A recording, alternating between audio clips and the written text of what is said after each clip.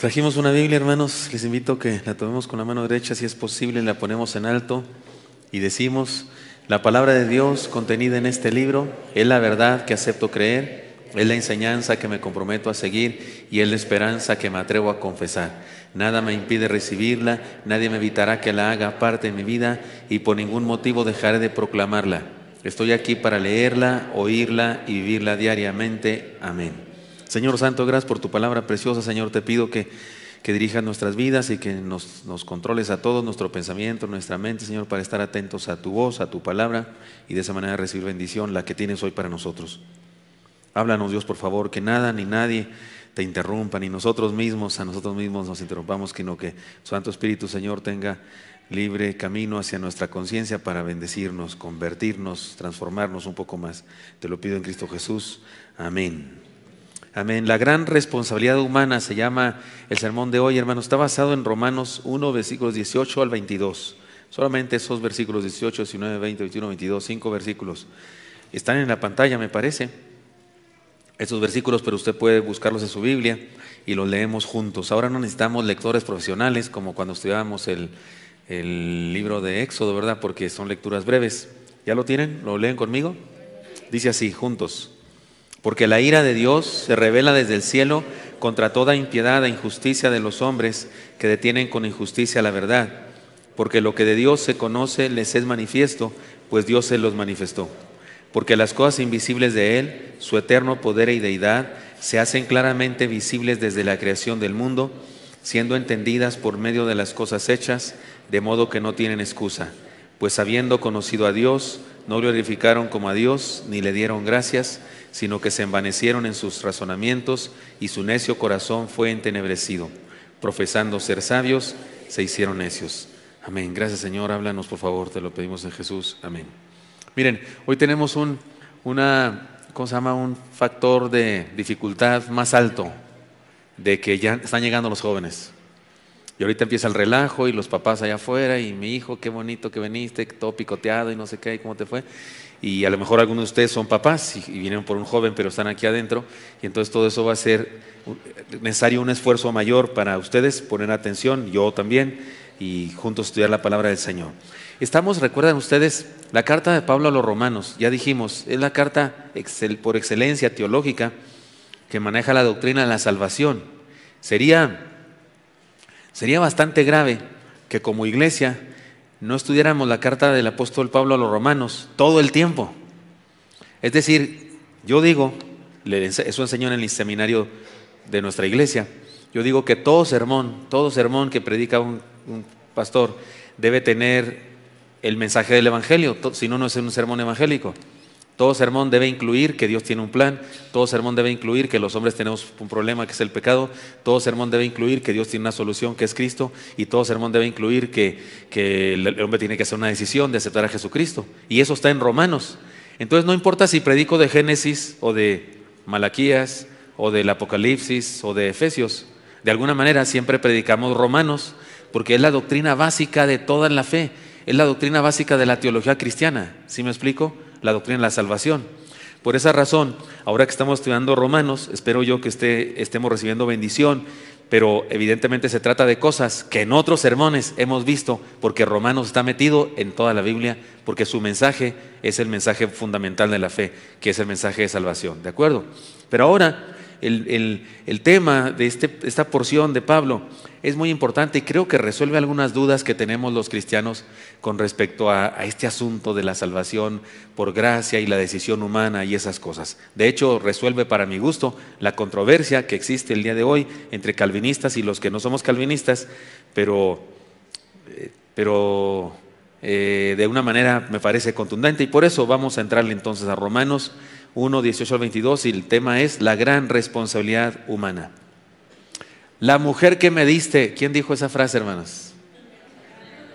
Adán, y todo el mundo piensa que estaba culpando a Eva, pero la verdad es que estaba culpando a Dios. No tan el asunto de la mujer que tú me diste, o sea, ¿para qué me andas dando estas cosas? Si me vas a dar algo, dámelo bien, algo así, no, le estaba diciendo. En realidad estaba culpando a Dios y no solo a Eva, su mujer. Esta acción se ha hecho una tradición en los seres humanos. Se dice que después de Adán nadie es original. Y en este punto es en lo que menos originales somos. Todos imitamos a Adán. Montones de personas culpan a Dios por las desgracias de la humanidad y cuando se trata de enfrentar la responsabilidad humana se alega ignorancia. Es más, es un absurdo, pero muchas personas ateas son ateas porque culpan a Dios de las maldades que hay en el mundo. Dicen, no creen en Dios y le dicen, ¿por qué no crees en Dios? Es que mira cuánta maldad hay en el mundo. Bueno, por eso, pero no hay Dios, Dios no tiene la culpa. Si tú no crees que hay Dios, ¿cómo dices que Él tiene la culpa de eso, verdad? Pues es tan absurdo eso, pero es una especie de manía de culpar a Dios. El pasaje que hoy nos ocupa, en el pasaje que hoy nos ocupa nos encontramos con la incuestionable responsabilidad humana. Nadie puede decir que alguien que se condena es que no sabía, que nadie le avisó. Avísenme, ¿no? Pues, imagínense a alguien en el infierno diciendo, avísenme. ¿Se acuerdan de ese video viral se hizo, no? ¿Qué es? ¿Un comentarista de noticias? ¿Sí? No, es un comentarista de noticias que lo encuentran diciendo sandeces y groserías contra Loret de Mola y contra otros, que en ese caso no le culpo de nada, pero sí no debió decirlo en público, ¿verdad? Y ya estaba al aire, y estoy al aire, avísenme. Imagínense a alguien en el infierno y diciendo de repente, avísenme, no me avisaron. Nadie puede decir de alguien que se condena que no sabía, porque Dios en quien creemos siempre es claro, es justo. Dios es justo. No hay manera de culparlo y de exculparnos nosotros. Pablo nos ha hablado de la maravillosa gracia de Dios. No sé si a usted disfrutó, pero yo disfruté mucho el versículo anterior, el versículo 17, y el anterior también, el versículo 16. En 2 versículos simples, todo un mensaje estudiamos ustedes y yo los miércoles pasados, donde nos habló el Señor de la justicia que es por la fe y que experimentamos la salvación. Ahora nos habla de la irremediable condenación que experimentan los que se pierden. Pero una cosa debe quedar clara, ningún hombre o mujer que apela a su ignorancia puede justificarse. El pasaje nos presenta, vamos a decirlo así, como pares o binomios de verdades que confrontan lo que Dios ha hecho y la manera como los seres humanos respondemos generalmente. Así que atendamos a este asunto y vamos a entrarle entonces. Versículo 18, ¿lo leen conmigo otra vez? ¿Cómo dice? Porque la ira de Dios se revela desde el cielo contra toda impiedad e injusticia de los hombres que detienen con injusticia la verdad. ¿No es cierto? La ira de Dios se revela, la justicia de Dios se revela, pero luego la otra parte, la contraparte, la injusticia de los hombres. Por eso he llamado a este punto de esta manera, la ira de Dios ante la verdad que se oculta. Les explico. El versículo 18 nos presenta un tema muy delicado en la Biblia, la ira de Dios. Eso muchas personas, especialmente el día de hoy, porque el día de hoy hay toda una, ¿cómo se dice? Toda una campaña en el mundo entero, incluso entre los evangélicos, en la religiosidad del ser humano, hay toda una campaña, algo así como de ensanchar la puerta angosta. ¿Se acuerdan qué dijo el Señor con respecto a eso de la salvación? Dijo, porque estrecha es la puerta y angosto el camino que lleva a la vida eterna, y ancha es la puerta y espacioso el camino que lleva a la perdición. Pero hay una especie de tendencia o campaña el día de hoy en el mundo entero de abrir la puerta lo más ancho posible y de que no sea tan angosto, de que no te preocupes, todos los caminos conducen a Dios y esas cosas. Hay una tendencia a eso, y hay una tendencia que no está basada en una mentira, está basada en una verdad, pero es una tendencia a decir, Dios es amor, por favor, no hay infierno, no existe el infierno. ¿Cómo va a existir el infierno si Dios es amor?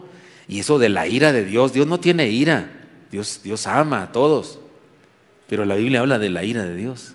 ¿Qué le hacemos? Y Jesús habló del infierno más que del amor. Hay más versículos que hablan del infierno que los versículos que usó para hablar del amor al prójimo. No estoy diciendo con eso que es más importante el infierno, pero estoy diciendo con eso que Él habló del infierno y que debemos entender que algo quiso decir con eso del infierno. Tengo la impresión de que algunas cosas que dijo del infierno son metafóricas, aquello del gusano que nunca muere, aquello del fuego y azufre, me parece que son metáforas, pero una cosa sí es cierta, está bien gacho y no hay que ir ahí. Sí, no, eso debe quedarnos claro, ¿no? Que sería bueno no ir, no me importa cómo sea, lo que me importa es que sería bueno no llegar ahí. Y la única manera de hacerlo es creyendo en Él, entregarle mi vida. Es decir, de lo demás ni me ocupo, de cómo sea, ni voy a estar. Los que están interesados en cómo va a ser, pues a lo mejor van para allá y quieren saber cómo caer, ¿verdad? Pero, sin embargo, este tema, la ira de Dios, confronta a muchos. Ahora bien, no se trata de un sentimiento maligno de parte de Dios para el ser humano, como lo interpretan algunos. Tampoco de una especie de pasión divina por castigar al hombre. Como veremos más adelante en esta misma carta, la ira de Dios se refiere al orden moral establecido por el Señor, que hace que los seres humanos experimenten las consecuencias de nuestros actos, experimentemos las consecuencias de nuestros actos. Les pongo un ejemplo para que entendamos cómo funciona la ira de Dios. Lo pongo cada rato, así es que lo voy a volver a poner para que quede más claro. Si alguien se sube a la torre latinoamericana, ¿sí es la torre más alta todavía en la Ciudad de México? ¿Ya no? ¿Ahora cuál es la más alta? ¿La de Petróleos? ¿La qué? Torre Vancomer. Entonces cambiamos de ilustración. Alguien se sube a la Torre Vancomer y logra, no sé si habrá rejas o algo así para evitar lo que sea, y logra abrir las rejas y se para en la cornisa y pretende quebrantar la ley de la gravedad y se tira. ¿Qué es lo que va a pasar? Que la ley de la gravedad lo quebranta a él, ¿verdad? Eso es la ira de Dios. Si alguien quebranta el orden moral de Dios, tendrá que sufrir las consecuencias, punto. No es que Dios esté con una hoja tipo nuestro entrenador de la selección nacional, bendícelo Dios, en otra selección. Perdonen mi deseo oculto. Que se la pasa con un librito. Sí, no sé qué anota, si no sirve para nada. De todas maneras, lo que anota, perdonen mi molestia. Pero creo que escribe unas cosas en azul y otras cosas las escribe en rojo. Creo, dicen por ahí los que saben del chisme. Pero no es que Dios se la pase así con un librito, anotando todas las cosas malas que haces para ordenar a los ángeles. Va, 1 kilo de ira, 2 toneladas de ira. No es eso la ira de Dios. No, la ira de Dios es que Él estableció un orden moral y quebrantarlo trae consecuencias. Esto es algo que está en operación desde siempre. Ningún ser humano está exento de ello. El problema radica en que la mayoría de los seres humanos pretenden ocultar esta verdad atribuyendo a otras cosas sus circunstancias de vida. En un sentido real, todo lo malo que pasa en el mundo tiene su origen en el pecado del hombre. El plan de Dios es que tengamos vida abundante, ese es el plan de Dios. Pero nosotros nos empeñamos en detener su verdad con nuestra injusticia.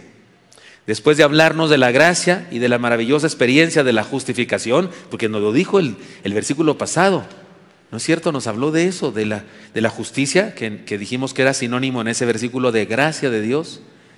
Y a través de eso Él nos justificó, nos perdonó, nos dio vida eterna. Pero ahora nos dice que los seres humanos nos empeñamos en detener su justicia y por esa razón experimentamos su ira. Dios inspiró a Pablo para que nos hable de los peligros de rechazar la verdad. Entonces, primera cosa que hay que ver en este versículo, hay una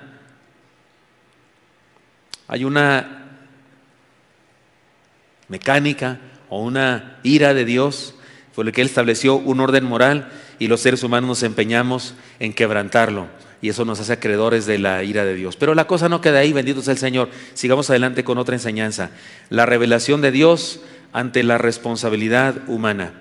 Lean conmigo ahora versículo 19, por favor. Dice así: porque lo que de Dios se conoce les es manifiesto, pues Dios se lo manifestó. Sigamos leyendo. Porque las cosas invisibles de Él, su eterno poder y deidad, se hacen claramente visibles desde la creación del mundo, siendo entendidas por medio de las cosas hechas, de modo que no tienen excusa. Hasta ahí. La revelación de Dios ante la responsabilidad humana, le llamaremos a este punto. No hay manera de extraernos de la responsabilidad de responder a la verdad de Dios con fe. No hay un solo ser humano que pueda presentarse ante Dios en el juicio final y le diga: no sabía que existías. Ahora, casi siempre las preguntas de los jóvenes estudiantes, cuando recién se convierten, casi siempre tienen una pregunta. Yo tuve esa pregunta cuando me convertí, tenía 17 años cuando me convertí. La pregunta más clara es esta, la pregunta más obvia, más básica es esta: ¿y nuestros antepasados, por ejemplo los aztecas acá, los mayas? No conocían de Cristo porque todavía no vienen los españoles a predicar el cristianismo. ¿Y esos qué? Los van a mandar al infierno así nomás, seco, directo a la cara. Si ni siquiera creían, no tenían oportunidad de creer en el Señor. No, sí se van a ir al infierno.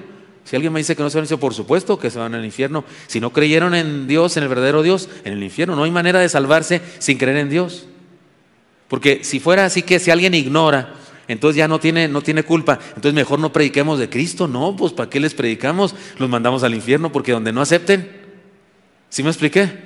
Si así fuera, si por ignorancia una persona se va a salvar, entonces mejor no prediquemos. Pero no, nadie ignora. Lo que dice este pasaje es que nadie ignora. Lo que dice este pasaje es que no hay un solo ser humano en el mundo, en ninguna época de la historia de la humanidad, ninguno que haya sido ignorante del mensaje de Dios. Dios es un Dios que se revela, es decir, ha tomado la iniciativa para darse a conocer. Él es quien revela, lo que revela es a sí mismo y lo hace para que le conozcamos y al conocerle seamos salvos. De hecho, déjeme decir una definición de revelación. La revelación divina es la iniciativa de Dios de darse a conocer a sí mismo. Él es el que da a conocer y Él es lo mismo que da a conocer. Él es el sujeto que da a conocer y Él es el objeto de lo que da a conocer. ¿Sí me expliqué? Él es el tema y el que lo comparte. Y nos da a conocer a nosotros los seres humanos para que al conocerle podamos ser salvos. Se nos ha revelado primeramente por medio de la creación maravillosa. Los que me siguen en los devocionales con el Paz, cuando estudiamos los salmos, estudiamos mucho esto. Porque los salmos están llenos de la revelación natural de Dios. Si revelación es la iniciativa de Dios de darse a conocer, hay dos formas básicas como Dios se ha dado a conocer. Una le llamamos la revelación natural, o sea, a través de la naturaleza. También se le llama revelación general, porque todo el mundo tiene acceso a esa revelación. O sea, la creación de Dios. Dios hizo el universo, creó las cosas y eso da a conocer que Él está ahí. Y todo ser humano puede conocer a Dios a través de su creación. Y mire, hagamos un ejercicio. A través de la creación de Dios podemos saber algunos atributos de Dios. ¿Me ayudan a descubrir algunos atributos que la naturaleza o la revelación general de Dios nos da a conocer? ¿Qué nos da a conocer acerca de Dios? ¿Quién es Dios según vemos en la naturaleza? ¿O cómo es Dios? ¿Poderoso? ¿Grande? ¿Qué dijeron? ¿Creativo? ¿Milagroso? Eso no exactamente lo veo yo en la naturaleza, pero a lo mejor sí, pero yo no lo veo bien. Eso me parece que es parte de la creación, de la revelación especial en la Biblia. ¿Pero qué más dijeron? Misericordioso. Eso tampoco lo veo yo mucho en la creación, pero sí es misericordioso. Pero es que ustedes me están diciendo todo lo que saben de Dios por la Biblia, más que por la creación. Pero quiero que nos enfoquemos en la creación. ¿Qué nos dice la creación? ¿Que es alegre o que es bello? ¿Que es perfecto?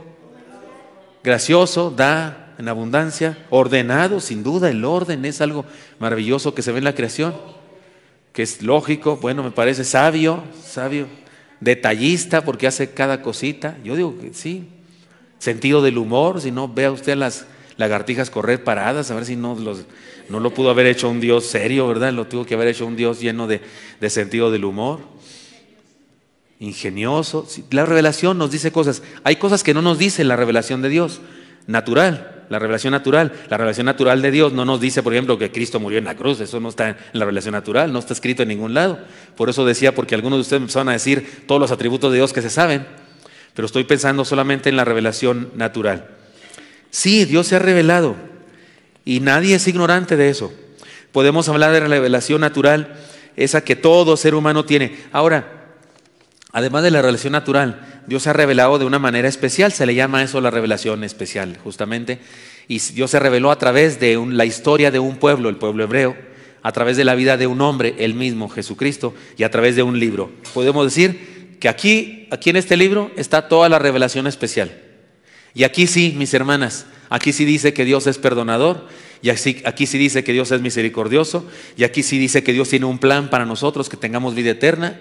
Aquí sí dice que Dios estableció un orden moral y que si lo quebrantamos nos hemos creadores de su ira, pero aquí dice que Dios es un Dios que perdona y que nos da oportunidades. Todo eso no está en las estrellas. ¿Están de acuerdo conmigo? Todo eso no está en las montañas ni en las cascadas. O sea, usted no puede leer eso en las flores, pero Dios se ha revelado de manera especial aquí también.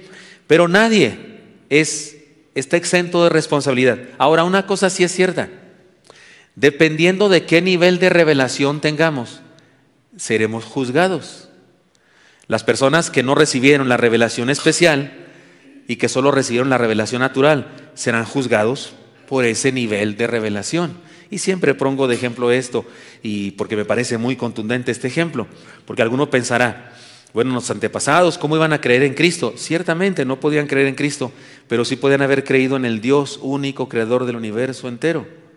En lugar de adorar al Dios de la lluvia y al Dios del trueno y al Dios del río y al Dios de no sé qué, sea la mitología griega o sea la mitología maya, azteca, tlaxcalteca, la nuestra, lo que sea.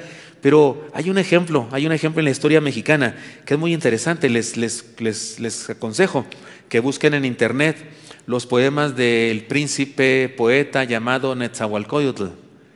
Busque usted, tiene libros enteros, se han puesto en libros. Purrúa ha puesto en libros enteros sus poemas. Oiga, si usted lee los poemas de Netzahualcóyotl, parece que es un cristiano. Es más, habla de un ser que no es Netzahualcóyotl, que no es Huitzilopochtli, que no es Tlaloc, que no es ninguno de esos dioses. Él habla de otro Dios al que le llama el gran arquitecto.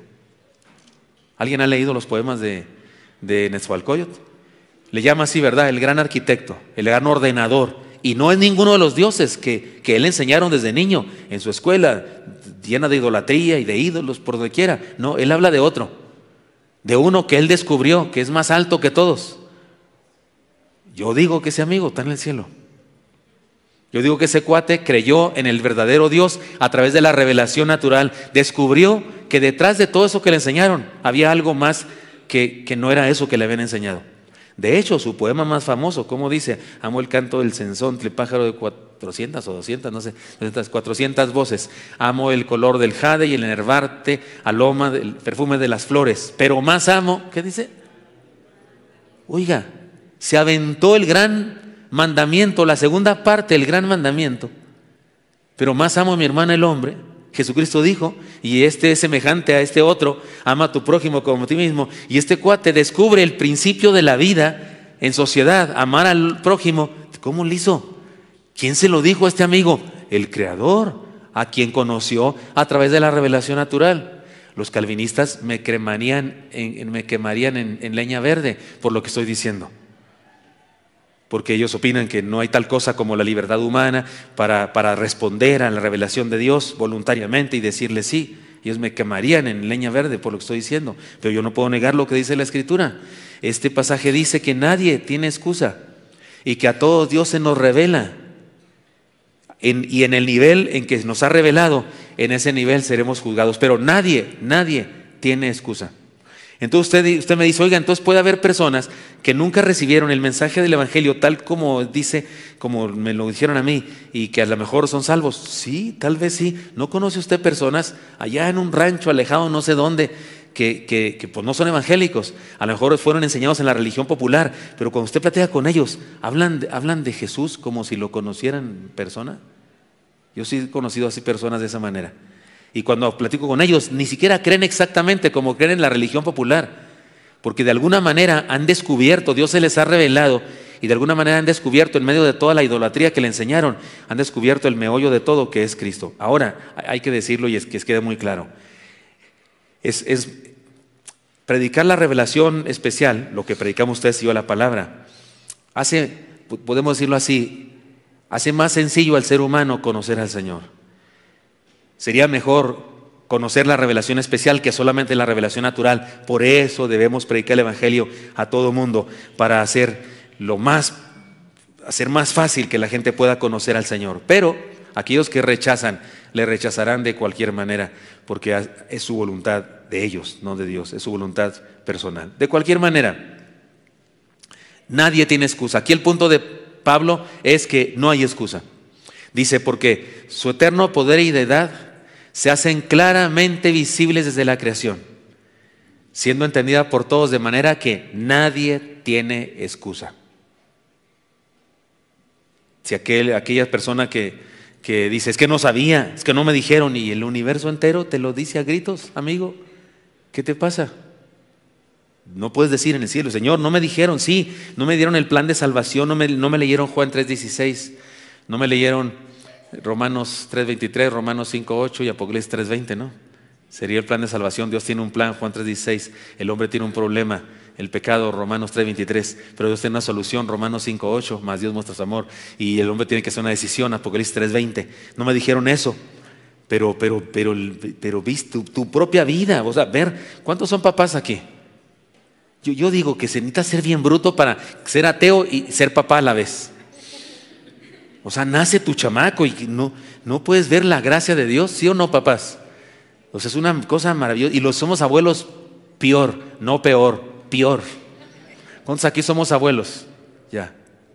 ¿No es cierto que es otra clase de amor, así como que viene a abundar en el, ¿cómo se llama? En el abanico de, por eso dice el apóstol que la grandeza, longitud, amplitud y no sé qué, profundidad del amor de Dios.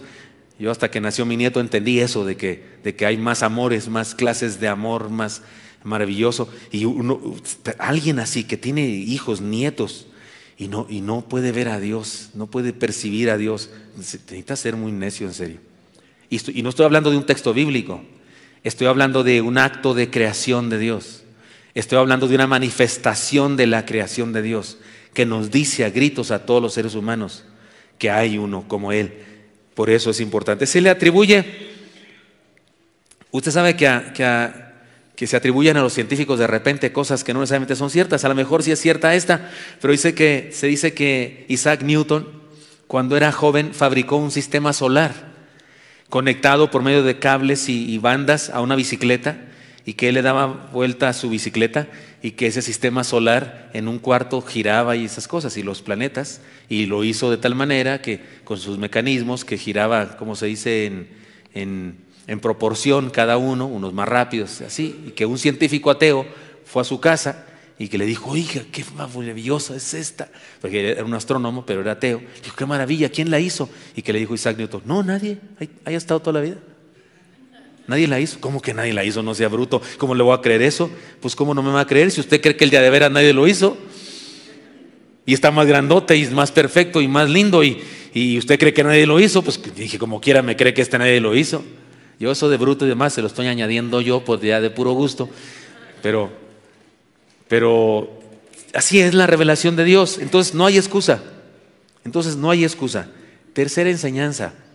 La esencia de Dios ante la culpabilidad humana. Lean conmigo el versículo 21 ahora, por favor, ¿cómo dice? Pues habiendo conocido a Dios, no le glorificaron como a Dios, ni le dieron gracias, sino que se envanecieron en sus razonamientos y su necio corazón fue entenebrecido.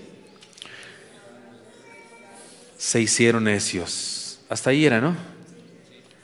Oiga, el versículo 21 nos dice algo muy, pero muy interesante. El problema del ser humano no es el ateísmo. Escúcheme, el problema del ser humano no es el ateísmo. Es más, aquí entre nos, no hay ateos. No hay ateos, es mentira. Es mentira. Los que se dicen ateos en realidad están presumiendo. Se quieren hacerlos muy intelectuales. Es que estoy tan listo que no puedo creer en Dios. Creen en Dios solamente los ignorantes, los fanáticos, pero en el fondo creen en Dios. Todos creen en Dios. Es más, Dios puso en el fondo de nuestro corazón. Este que se murió, ¿cómo se llama? Este que estaba enfermo, ¿cómo se llama? Stephen Hopkins. Este creía en Dios.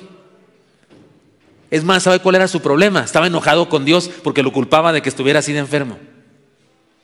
De hecho es muy típico eso, hasta hay en el mundo una asociación de personas así enfermas que están como enojados con Dios por su condición y culpan a Dios de eso, y entonces dicen, no te necesito, le dicen a Dios algo así, pero creen en Él. Si le dicen no te necesito es porque creen en Él, y para que se te quite voy a hablar en contra de ti.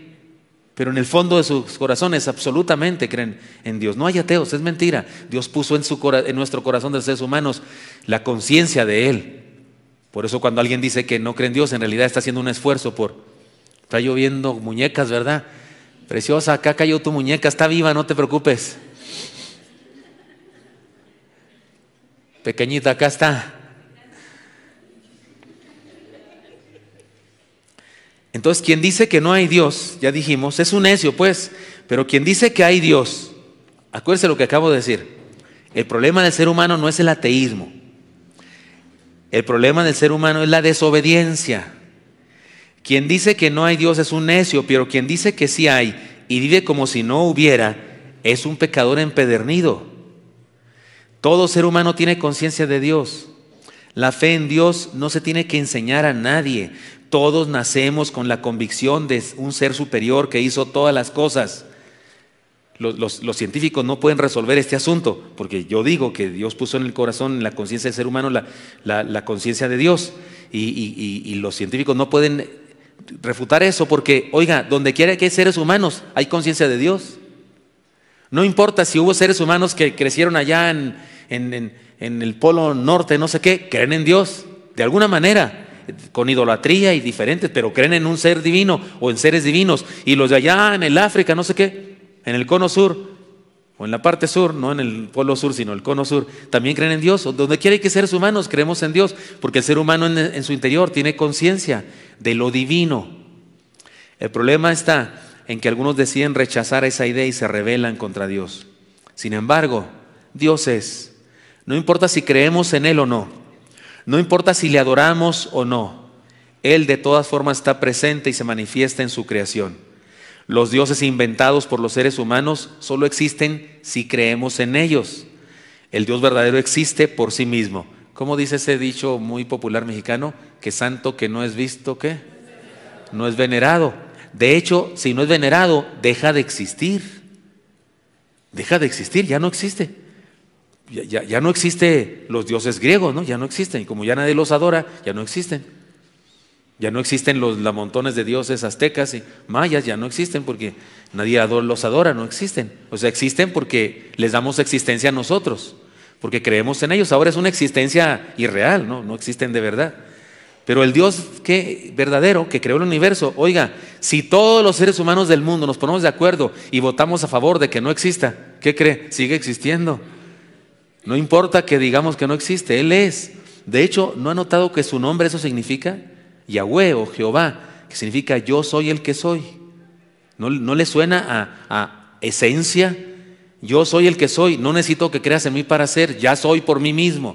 Todos los demás dioses son por lo que tú dices que son, pero yo soy el que soy por mí mismo, no necesito que creas en mí. No me beneficia que creas en mí, te beneficia a ti que creas en mí. Esto nos hace altamente culpables cuando no le glorificamos como verdadero Dios. Esto es lo que convierte en algo tan ruin al no considerarlo en nuestra vida y olvidarnos de Él. Se trata de un pecado que involucra un alto grado de vanidad, de orgullo, de soberbia, de intelectualismo, de racionalismo, de necedad y de escepticismo. Y estoy usando la palabra racionalismo, no racionalidad, porque la fe cristiana es racional, por supuesto. Ahora mismo usted y yo estamos razonando. Ahora mismo yo estoy diciendo argumentos racionales y usted está usando su razón para adquirir un conocimiento juntos. No, la fe cristiana es racional, pero no racionalista. O sea, no está basada en la razón, está basada en Dios. ¿Sí estoy hablando claro? Porque hay gente que solo cree en la ciencia, dicen ellos, solo creen en lo que pueden ver y tocar. Dios es alguien a quien no podemos ignorar sin sufrir grandes consecuencias. Su esencia nos hace culpables cuando no le honramos de todo corazón. Entonces, hermanos míos, la esencia de Dios ante la culpabilidad humana. Hemos dicho hasta ahorita tres cosas. La ira de Dios ante la verdad oculta. Cuidado, Él estableció un orden moral. Él estableció un orden moral y cuando usted y yo pretendemos quebrantarlo o lo quebrantamos, somos acreedores de la ira de Dios. Pero hay una revelación de Dios ante la responsabilidad humana. Dios se nos revela quién es Él, nos revela qué quiere y a través de la revelación especial nos revela incluso cómo quiere salvarnos o cómo puede hacer para salvarnos. Y además, la esencia de Dios ante la culpabilidad humana. Él es quien es. Negarlo, no tomarlo en cuenta en nuestra vida, ignorarlo, vivir como si no existiera, que es peor que ser ateo o decirse ateo, es algo muy grave porque es un atentado contra su esencia. Y finalmente, la sabiduría de Dios ante la tragedia del ser humano. Leamos juntos el versículo 22, por favor, ¿cómo dice? profesando ser sabios, se hicieron necios. El versículo 22 resume el problema. Dios se nos revela con sabiduría en cada cosa que ha creado. No se necesita mucho intelecto, no se requiere de una gran capacidad de reflexión, ni se requiere de un gran análisis para darse cuenta de su presencia. Pero muchos, ocultándose tras la máscara de la cultura o la capacidad intelectual, lo rechazan. Podemos decir que ser creyente, ser seguidor de Jesús, discípulo y adorador, es un asunto muy sencillo. No se requiere de gran esfuerzo. De hecho, se requiere de un esfuerzo mayor para negar su existencia. Su sabiduría está en cada piedra, cada flor, cada pájaro que vuela, cada experiencia humana. De ahí que sea tan trágico que aún existan personas que lo nieguen o no lo experimenten. Recuerde, no solamente es grave negarlo, es más grave aceptar que hay Dios y vivir como si no hubiera. Viene a ser más grave vivir sin hablar con Él, sin leer su palabra, sin tomar en cuenta sus designios. Eso es más grave. Así es que la sabiduría de Dios que se nos revela ante la tragedia del ser humano. Este pasaje, si lo dejamos aquí, pues se queda muy triste porque nos habla solamente de la responsabilidad humana, nos habla de la culpabilidad humana, nos habla de la tragedia humana. Por eso déjeme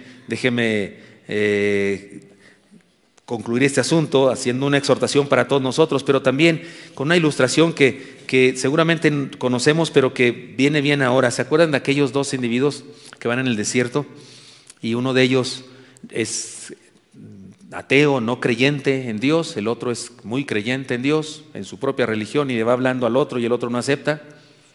Le dice que cómo es posible que alguien sabio pueda creer en Dios, esas cosas. Pasan la noche en una tienda de campaña que ponen allí en el desierto, y al otro en la mañana el ateo se levanta y le dice al otro, al creyente, le dice: oye, en la madrugada pasaron por aquí, eran 3 individuos, venían en 2 camellos, uno de los camellos tenía enferma una pata, la pata izquierda trasera, y los individuos venían a pie, uno era niño y los otros 2 eran uno muy alto y el otro más o menos.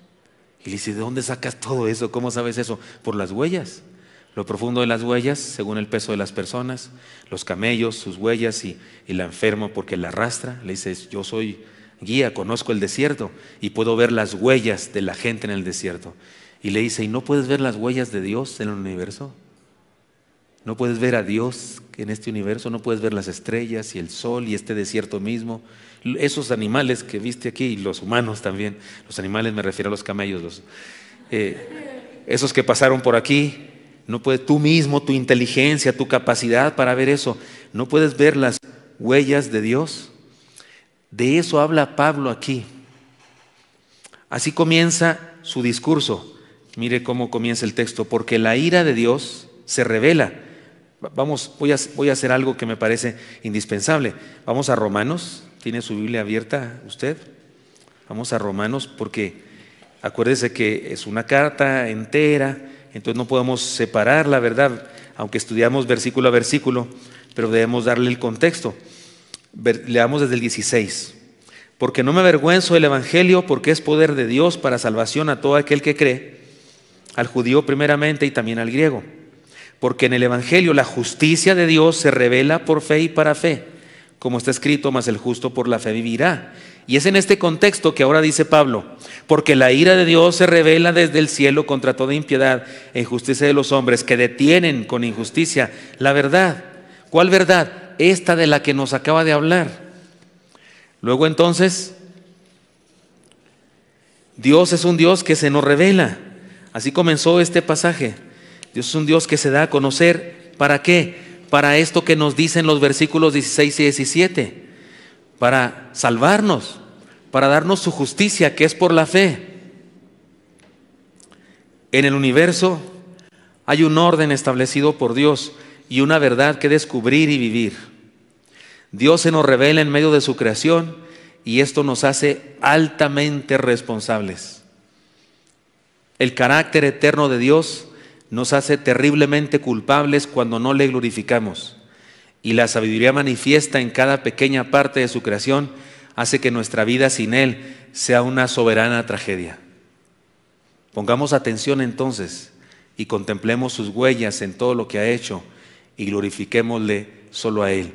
Este pasaje que hemos estudiado, no podemos estudiarlo sin el antecedente de los versículos 16 y 17, porque la salvación de Dios nos ha sido ofrecida a todos para que por fe creamos en Él, pero luego se agarra Pablo. Pero ese Dios, dice Pablo, ese Dios que estableció un orden en el universo y que el ser humano se esfuerza por detener, ese Dios se revela y el ser humano se esfuerza por ignorarlo. Y ese Dios muestra su sabiduría y el ser humano se esfuerza por inventar cosas para encubrirse de Él, para huir de Él. Pongamos atención y contemplemos sus huellas en todo lo que ha hecho por nosotros. De hecho, me hace pensar este pasaje del apóstol Pablo, esta exhortación a ayudarnos a entender nuestra culpabilidad. Me hace pensar en el final del Salmo 23, que ya he explicado aquí, pero que viene bien para culminar esto. Si saben el final del Salmo 23, todos lo sabemos, ¿cómo dice? Ciertamente el bien y la misericordia me seguirán todos los días de mi vida, y en la casa de Jehová moraré por largos días. Sin darle muchas vueltas, he explicado que esos dos verbos, bien y misericordia, que podían traducirse en términos del Nuevo Testamento como gracia y misericordia. Ahí bien es como gracia, misericordia es la misma palabra. Podía traducirse como la gracia y la misericordia de Dios. Pero he explicado que en el Salmo 23, en el hebreo, está escrito en una forma verbal muy intensa, de tal manera que traducir me seguirán no es una buena traducción. El asunto está que para traducirlo exactamente como es en el verbo hebreo, había que usar varias palabras. Pero ¿sabe cómo se podía traducir? La palabra me seguirán, ciertamente el bien y la misericordia me seguirán. El verbo seguirán es un verbo en hebreo escrito de tal manera que no describe, por ejemplo, a un niño persiguiendo una pelota. No describe a una señora siguiendo a su esposo, porque en aquella época las mujeres iban 3 pasos atrás del esposo. No, la palabra seguirán describe a un ejército de soldados embravecidos persiguiendo a un soldado del otro ejército herido. Seguirán describe a una jauría de perros salvajes o de lobos describiendo a un venado herido. O sea que lo que dice ahí es que el bien y la misericordia de Dios enfurecidamente me andan persiguiendo. Es metafórico. He dicho siempre que alguien me mandó alguna vez una carta, una de esas de Navidad, una tarjeta de Navidad, que decía que te atropelle la dicha. Que te atropelle la dicha, que te golpee la felicidad y que la paz te ponga una zarandeada. Algo así decía. Era metafórico, ¿estamos de acuerdo? Estaba diciendo que la dicha, la felicidad y la paz de veras me bendijeran. Eso es lo que estaba diciendo. Bueno, el Salmo 23 está escrito en esos términos. Yo pongo siempre este ejemplo. Es como si Dios tuviera 2 perros, 2 sabuesos, 2 de esos perros buenos para perseguir las presas. Y les dio a oler mi ropa. Les dio a oler mi ropa y les dijo, búsquenlo búsquenlo y tráiganmelo aquí, al instante. Y el bien y la misericordia de Dios están haciendo todo lo posible por hacerme regresar a Dios.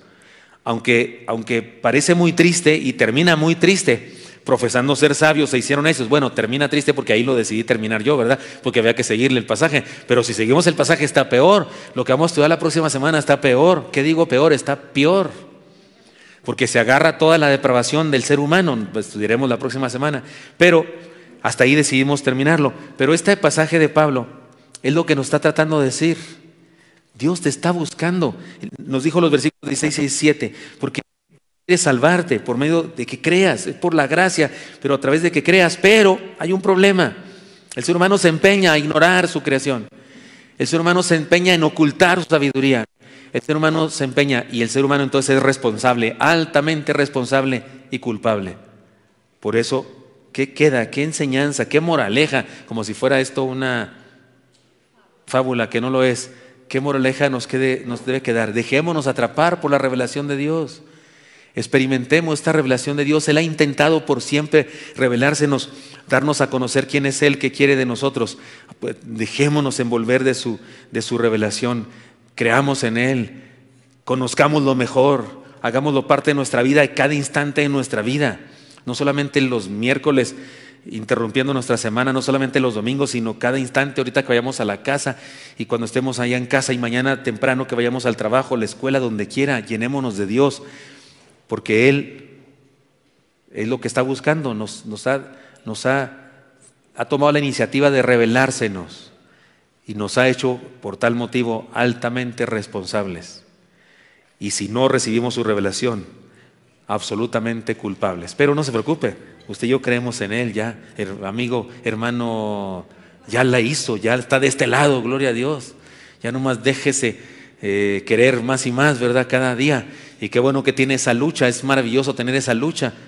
Peor sería no tener esa lucha, ¿verdad? De permanecer en el Señor. Pero usted y yo necesitamos llenarnos de la maravillosa revelación de Dios. Lo leemos una vez más el pasaje, pero ahora, después de esta explicación que hemos tenido, entendiéndolo cabalmente, ¿cómo dice? Todos juntos. Porque la ira de Dios se revela desde el cielo contra toda impiedad e injusticia de los hombres que detienen con injusticia la verdad. Porque lo que de Dios se conoce les es manifiesto, pues Dios se lo manifestó. Porque las cosas invisibles de Él, su eterno poder y deidad, se hacen claramente visibles desde la creación del mundo, siendo entendidas por medio de las cosas hechas, de modo que no tienen excusa. Pues habiendo conocido a Dios, no le glorificaron como a Dios, ni le dieron gracias, sino que se envanecieron en sus razonamientos, y su necio corazón fue entenebrecido. Profesando ser sabios, se hicieron necios. ¿Y qué tal que le cambiamos el final? No a la Biblia, pero a la aplicación a nuestra vida. ¿Y qué tal que decimos? Porque las cosas invisibles de Él, estoy versículo 20, su eterno poder y deidad se hacen claramente visibles desde la creación del mundo, siendo entendidas por medio de las cosas hechas, de modo que no tienen excusas. Pues, habiendo conocido a Dios, le glorificaron como a Dios, y sí le dieron gracias, y se humillaron en sus razonamientos, y su corazón fue purificado, y reconociendo que eran necios, se hicieron sabios. ¿No le gusta la idea? ¿Le entramos a este cambio? Pues que así sea en nosotros entonces. Señor Santo, te pido que nos bendiga, Señor, y que tu palabra, que siempre es luz y verdad, pueda ser semilla de vida eterna en nosotros, Señor. Queremos vivirte, Señor, cada instante de nuestra vida, y que ciertamente nada de idolatría haya en nosotros, Señor. La gente de otra época adoraba estatuas y adoraba animales pero nosotros también, Señor, de repente tenemos ídolos. Yo qué sé, el dinero, la ciencia, la escuela.